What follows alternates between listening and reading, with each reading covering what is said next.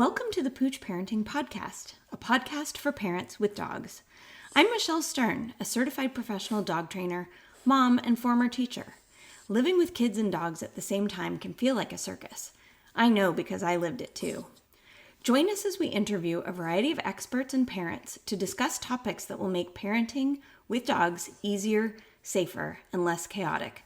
Also, you can love living with your dog again.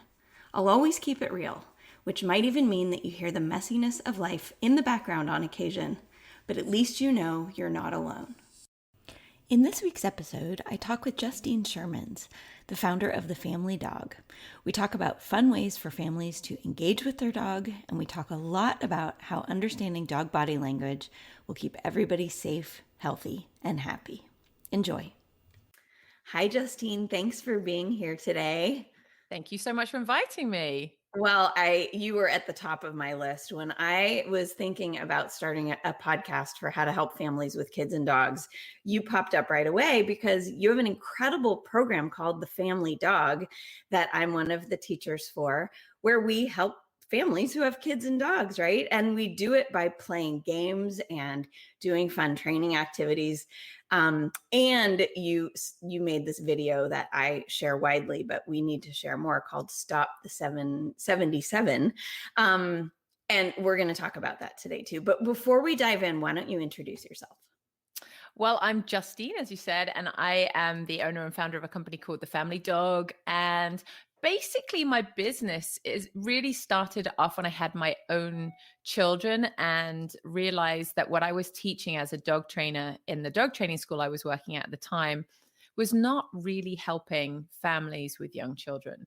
In our particular dog training school, you had to be 14 before you could handle a dog, which was great, except for there were loads of people living with dogs that had kids that were under 14, and nobody was showing the kids how to act around the dog and not teaching the parents. And so I realized not only they needed help, but the kind of stuff I was doing with my own kids in my house was so different from what I was teaching in the dog training school. What's important to somebody who lives by themselves that just adopted a 4-year-old beagle is very different to parents that are living with, a 4 and a 6-year-old who just adopted a golden doodle puppy. It's just not the same stuff, right? Yeah. So I was like, oh my gosh, I need to help these people. And that's really how it started. And then it grew and grew and then turned into this bigger thing where dog trainers really became interested in what I was teaching.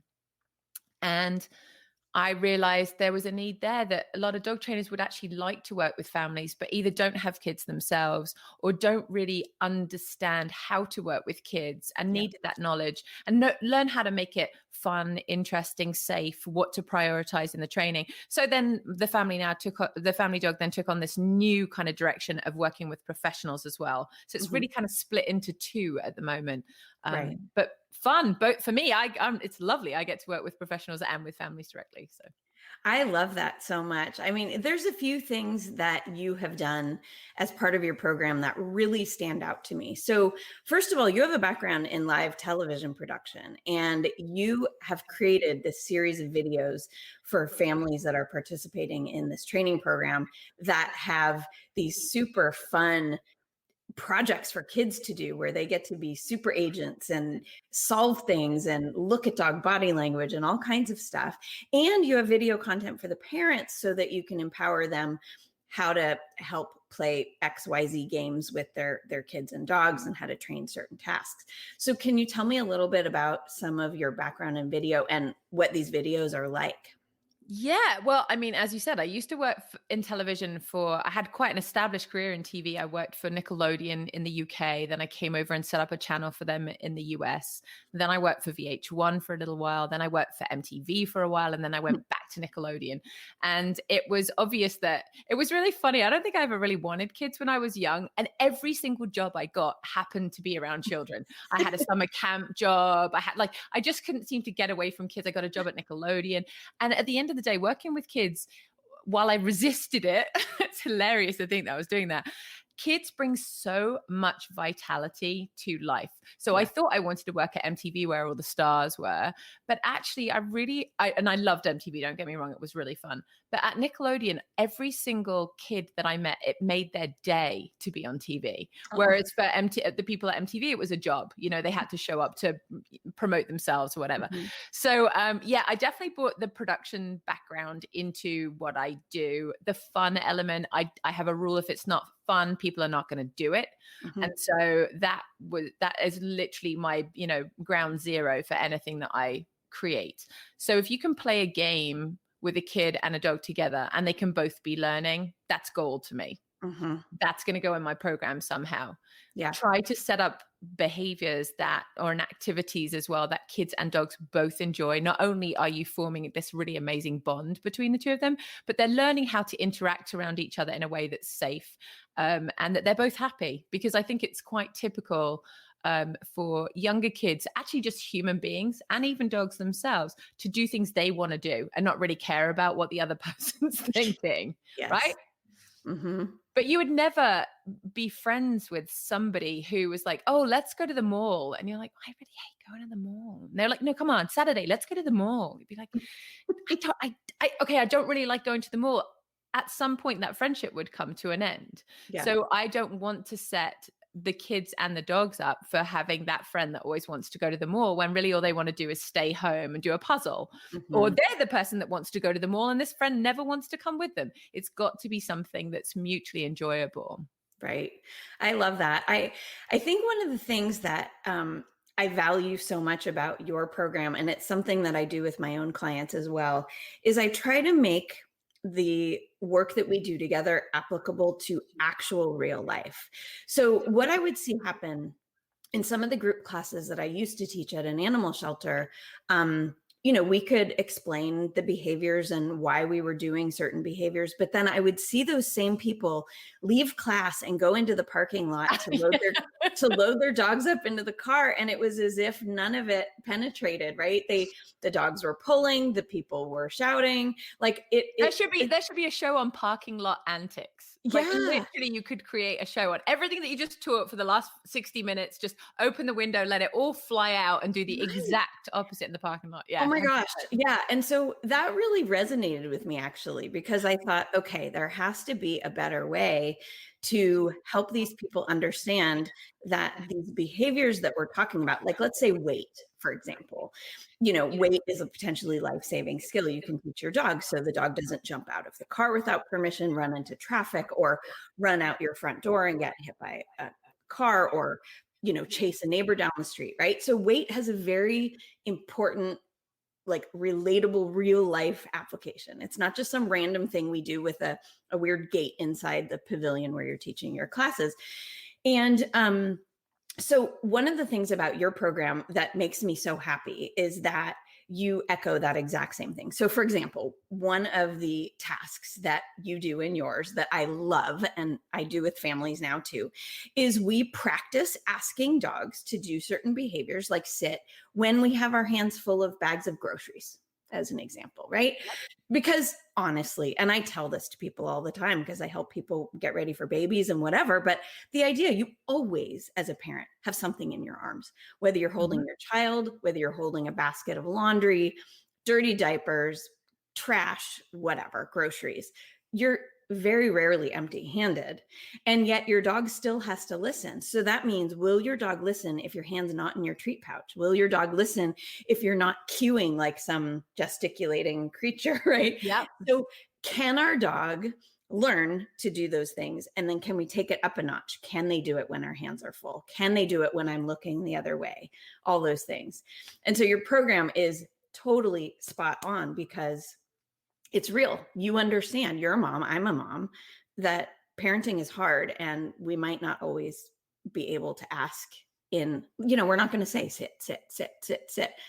We know that's not the right strategy, right? So we're going to expand on that and try to do it in ways that happen. Yeah, and one of the things about that, the program that you're talking about is called the Private Training Program, and it's a program that I I sell to other trainers so that they can go into a family's home for 6 weeks and spend 6 hours with them over the course of that 6 weeks, and then assign them kind of simple homework tasks. Mm-hmm. And in the creation of that program, it became, well, I should say, from my experience of doing that for so long, working with families in their homes, I was very ambitious. I am a kind of a closet A-type personality. Maybe I'm not so closet, but I definitely wanted to like get everything in. I wanted to teach families everything I knew. And that ended up really backfiring on me in the early stages, because I knew that when I looked at the homework I'd given families to do, there's no possible way I could do it or I would want to do it. It was too much. And so I was seeing that with my own clients. They weren't as successful as I wanted them to be. And so with this program, the one that you're teaching, we only concentrate on one skill a week. And I think that is really important. If you're a family, it can feel incredibly overwhelming. Oh my gosh, I've got to teach my dog all this stuff. There's so much to learn. Actually, if you strip it down, you only really need to teach your dog 6 skills. If you teach one a week and you get them really great, and as you said, teach them it front, left, back, upside down, eyes closed, in another room, with your hands full, doing a headstand, sitting in a chair, your dog's going to be amazing at it. It's when you try to teach too many things at the same time that it's confusing for your dog, if everybody in the family is doing the same thing too. So like you might have that week where you just teach sit. And you teach sit everywhere. Sit for putting on a leash, sit for your dinner, sit for going out the door, sit to be petted. Like it then becomes really clear to your dog, oh, it's the bum on the ground thing. As soon as I do that, I get exactly what I want. When you break it down, I think for families really need it to be simple. And I get it. We've both been there. If it's complicated, they're not going to do it either. Yeah. I mean, we're just too busy, right? Exactly. And I think I've heard a lot of other dog trainers complain about compliance with their clients, and they just don't do the homework. And so I help them occasionally and just share what's worked for me, because families with kids and dogs are my specialty. And I tell them, I said, your expectations are unreasonable for people that sometimes don't even eat breakfast. They're too busy. They can't get their boots laced before they go outside because too many things have happened. So to ask them to do 15 different pieces of homework is just not going to happen. Yep. So that's why I'll sometimes say, okay, like I'm holding a mug of coffee. You can see me, but our listeners can't. I'm holding a mug of coffee that has already been in the microwave probably 3 times today, because my puppy got me busy, and then we played ball, and then I had to do something else, and then my coffee goes cold over and over and over again. And so I tell people, I said, well, maybe it'll help you if you have a pattern in which I will always train my dog when I have my coffee in the microwave. Something in the microwave. Exactly. So maybe it's just that's the cue you need, that actually I can get stuff done in the 45 seconds or whatever that it takes me to heat up my coffee again. That's when we do a new trick. And that's been scientifically proven. Did you know that? It's called something like habit stacking, where like if you stack a habit that you would like to add into your life on top of something that you regularly do, you are much more likely to have success. Yeah. One of my friends is a coach, and she was talking to me about that, and I was like, oh, I like that a lot. I mean, we do the same thing with microwave training. Is so great because your meal goes in 3 minutes to heat up. Okay, what can I do with my dog in 3 minutes? Yeah. And then you can feel good. You've done some training. You've heated up your dinner, and life is exactly good, right? I know. And that's a win. And you can get a lot done in a short amount of time, as long as you're doing it, every day or every couple of days. Right. I don't want parents to put so much pressure on themselves that they feel guilty or feel like they're not being an adequate parent. But honestly, any time you practice is better than no time practice. Yeah. And I think families also have that misconception. I know I did at the beginning, that you should be training for like half an hour with your dog a day. And like, no, that first of all, it's not realistic. I don't think it's a really great setup for your dog, because they learn when they're in training mode and then they don't the rest of the day.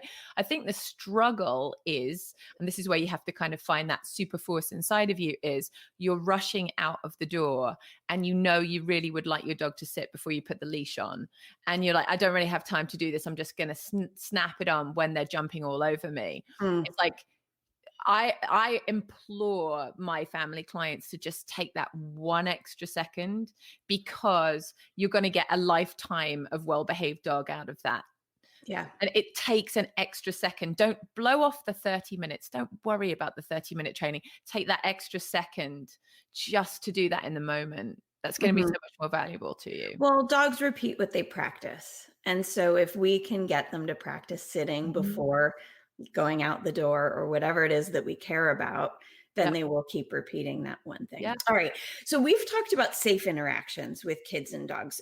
Can you talk to me? Let's have a conversation briefly about what a safe interaction looks like, because I have to say, I'm on a bit of a mission, and I'm hoping that you'll help me with this mission, and other people will help me as well. But every time I go on Instagram or on Facebook, I am inundated with inappropriate interactions between kids and dogs. And people like them and share them and leave comments of how adorable this is. And it really drives me crazy, because I see visible signs that dogs are uncomfortable during these interactions. So, for example, I will see parents propping their babies on the dog as if the dog is a piece of furniture. Or I will see a toddler on the floor nose to nose with the family dog, right? And you and I both know that staring can be a threatening gesture, and dogs can react poorly to that.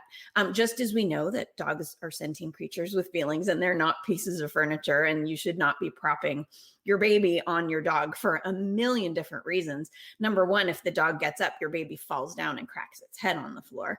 Number two, if you're busy taking a photograph, you are nowhere near close enough to intervene should your dog simply turn its head and decide to, eat your child or whatever. Now, dogs have every right to have these feelings, right?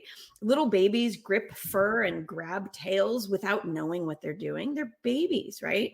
So I see a lot of really inappropriate things. And so what I want, and I know you do this too, and we'll talk about your special video in a minute, but what I would love to see is more examples of great safe interactions where we are recognizing signs of stress and we're promoting these kinds of things, as opposed to what we're currently seeing on social media. Oh, it's so it's heart-wrenching, and I sometimes have to turn it off, because I think as a professional, when we've seen both sides of this story, it's really sad to see a situation be created that did not ever need to be created. Yeah. Putting a kid in a position that they didn't need to be in, and a dog in a position that they didn't need to be in. And as you know, it can end up terribly for the kid, and it can end up life-threatening for the dog. Exactly. Literally. Yeah. So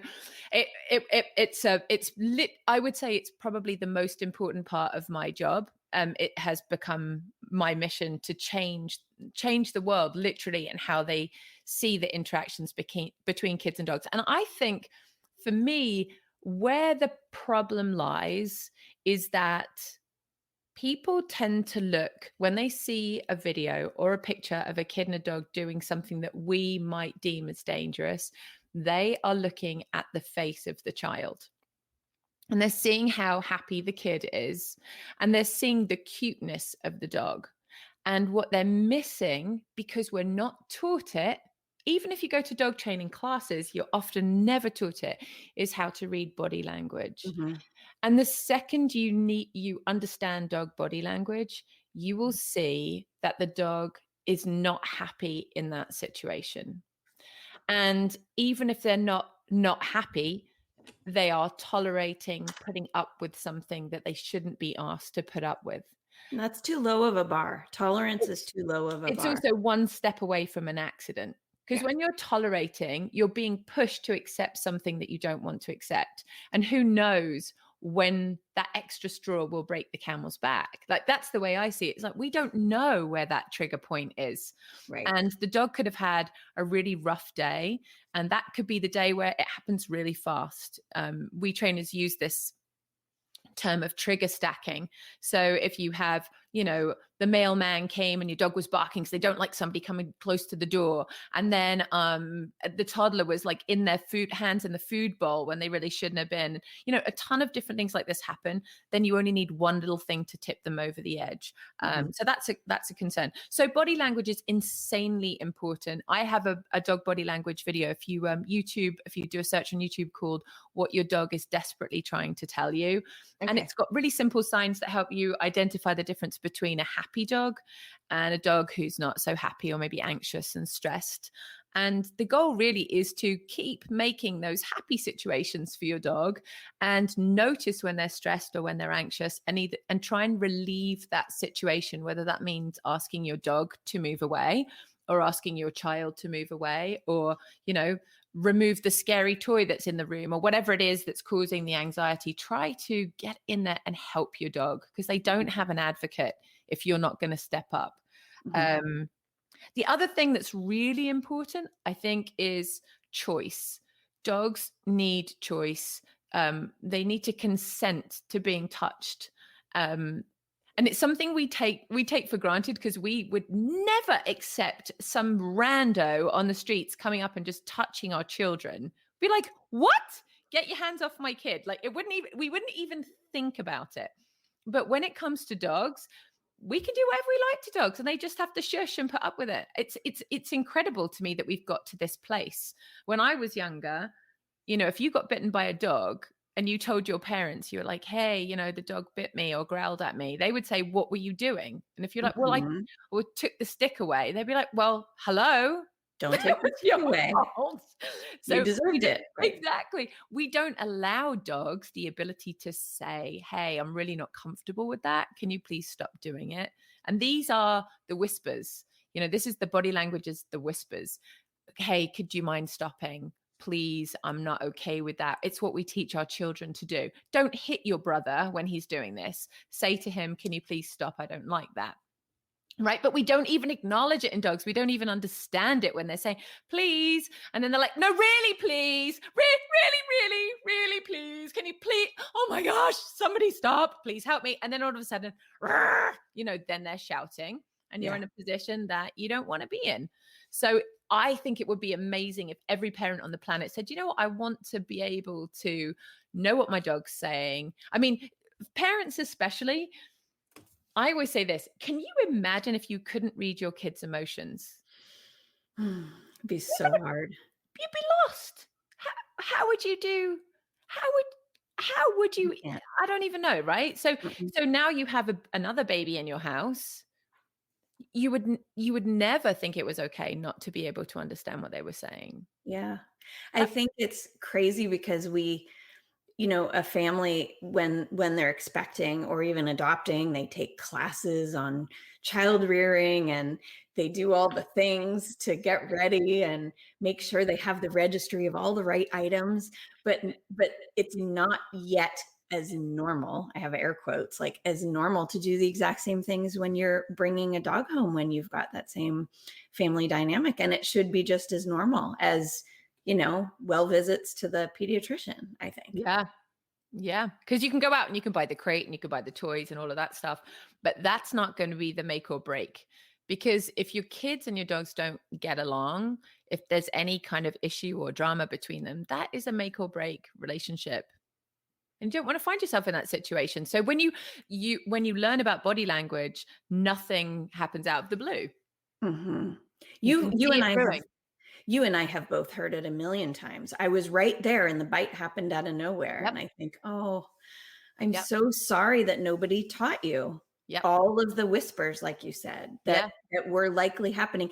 And sometimes they happen very quickly in that moment, but perhaps over the days, weeks, and years prior, we missed a lot of things that we could have seen that finally put them over the edge in that last moment. So maybe it did appear to you out of nowhere today, but if we looked and had those sort of, your magnifying glass for your little detective self that you're watching over time, right, that it wouldn't have appeared suddenly. And to be fair, you're right. I mean, even some dogs are not very clear with their body language. They can give very mixed signals. Their body can be saying one thing, their face can be saying something else. Sometimes those I'm happy and then I'm not happy.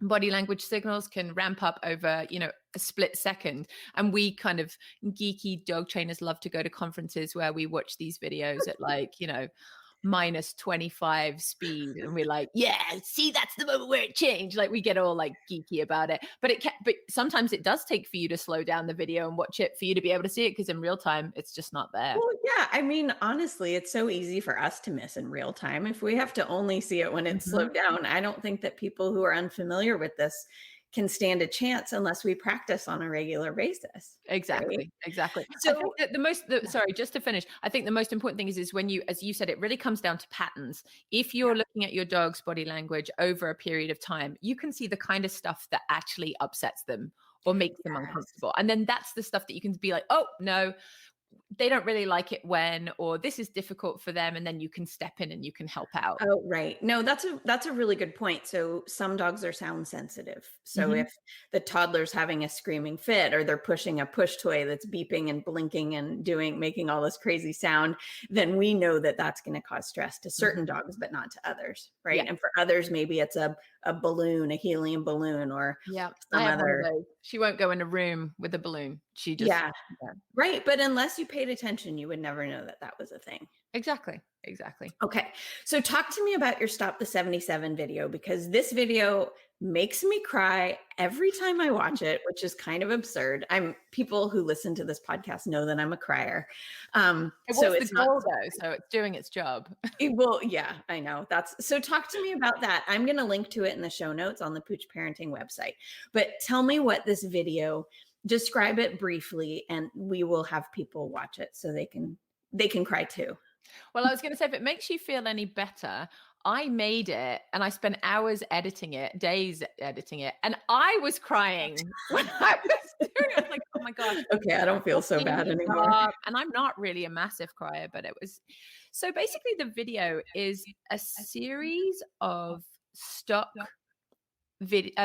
images that you can buy anywhere on. I think I bought it on Shutterfly images.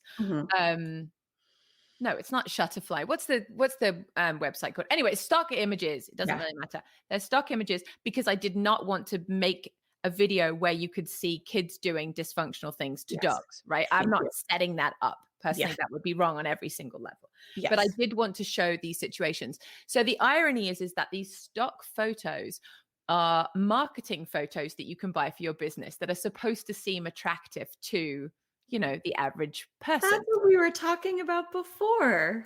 That's what we were talking about. Right. It's the wrong message. And I love what you do with them. So I kind of turned that on its head. And so the goal was, when I made this video, I literally Googled images of kids and dogs, and they just kind of flooded my responses. And it's basically a story of a girl who gets a new dog, and each picture is a different girl and a different dog, but there's a thread of story that runs through of the girl's experience. And then all of a sudden the video rewinds and the story is told through the eyes of the dog. And when you watch the story the first time, the pictures look lovely. They really do. I mean, the kids are smiling and laughing and the dogs look like they're having fun. And then when the video is rewound and you watch it through the dog's eyes, and you actually look at the dog's eyes, and you really don't need to be a body language expert. You just need to be paying attention. You can see how miserable all the dogs are and how the situation is getting further and further out of control for them, and that they can't speak, they can't use their words, they're not being helped, and they're being pushed into a place that they don't want to be. And the goal was to make people stop, be shocked, and not to judge them. I feel like the important part, I mean, when you're on a lot of dog training groups, there are so many trainers that get really frustrated with families that they're not doing what they should be. And I get it, but we know. And when you don't know, you don't know. So for me, it was a mission to try to bring this knowledge in a very non-judgmental way to families, to help them spot those signs, see where they could potentially be going wrong, avoid the pitfalls, help their kids, help their dog. And so, yeah, that video is insane. I knew it was good. You know, when you make something and you know it's good, sometimes I make stuff and I'm like, that's rubbish. Mhm. But this was, I knew it was good. And it ended up getting over 12 million views. It's Yeah. like, I think it resonated with people in a way that I didn't really know that it would. It's remarkable. So what does the 77 refer to in the title? Stop the 77. What is that? So 77, good question. And I should have probably addressed that. So 77% of dog bites, amazingly, to children between the ages, I think, of 5 and 10 it is, or under 12, I should say under 12, are from the family dog or a friend's dog. They're dogs we know. They're not stray dogs. They're not random dogs. They're our dogs. And when I read that statistic, I realized that's not really just the dogs that are to blame. They're our dogs. We are doing something as a society, as communities, that is pushing their buttons. And we need to stop doing that. We need to own our part in the relationship. We spend so much time telling dogs what they should do and complaining when they don't do exactly what we want them to do. Our expectations are off the charts. And what about if we look at ourselves and say, what does this dog need from us? What are they trying to say to us? And then maybe reacting to it. Then it's the only way to have a good relationship, isn't it? You can't have a good relationship when only one person's talking. Oh, this is so good. I can't wait for all the people who listen to this to watch that video. We're going to bump it to 13 million. What do you say? They're not my views, though. Some dude in Australia took it and freebooted it. So they're all his views. Yeah. Oh. And I had the choice of whether I wanted to go after him or not. And you know what? At the end of the day, I actually just wanted people to know the message. I just didn't really care. Okay, well, we're going to share the link to yours. So there'll be that. But regardless, I think the message is so important. I want us as a team, to collaborate with other dog trainers, other parenting experts to just support dogs so that they don't make mistakes that could cost them their lives or that could hurt kids. And also I want parents to just feel supported, because it is really stressful to feel like things are out of control in your own house, to feel like you're worried, you're on eggshells, you don't know what's going to happen from minute to minute in your own home. I had a message from a client. She booked an emergency appointment because she's just really having a hard time and crying all the time. And it's a really hard way to live, and I think we can help, but we need to learn how her dog is feeling so that we can try to prevent some of these stressful situations. And you're exactly right. We do need to learn about our dogs, and we need to own the responsibility for our own behavior as well. I have the same thing with a client that I'm talking to who's got a 6-year-old and a 3-month-old puppy.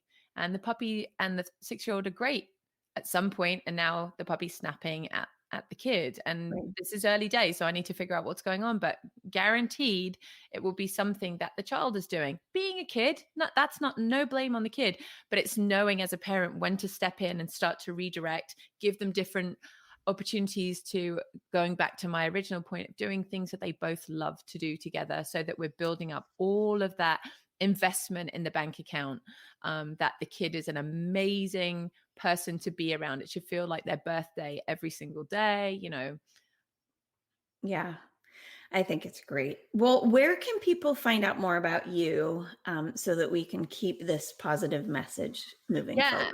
Well, my website is thefamilydog.com, and I'm hoping to start a new program very soon, which will be a very active program where families can get involved, which will be really fun on a bigger scale, so they can work through my program and also come with questions and have them answered, and and learn what their dog is really trying to say to them. Really just kind of create this happy, safe environment where parents can feel confident knowing what they should be doing. Because I think that I haven't met a parent ever that doesn't care. They always want to do the right thing. They always do their best. And sometimes they just don't have the information to be able to do it. So I want to be able to give that information. I know you're doing it with your clients too, giving them as much information as we can to try to help them have the best life they can with their kids and their dogs.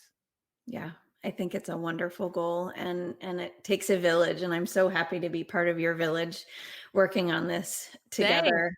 same. It's All lovely. right. Thank you so much for sharing your time with us today. I think we're going to help a lot of people. Oh, thank you for having me. It was great. I'm so passionate about this subject. So, anything we can do to try to switch some people around, and let's do it. Go team. Yeah.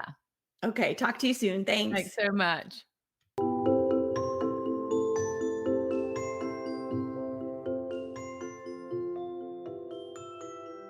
If you haven't already, please subscribe to the Pooch Parenting Podcast on iTunes or on the podcast app of your choice. If you're looking for ongoing support for your family with dogs, be sure to get on the waiting list for my Thriving Parents with Kids and Dogs membership at www.safekidsanddogs.com.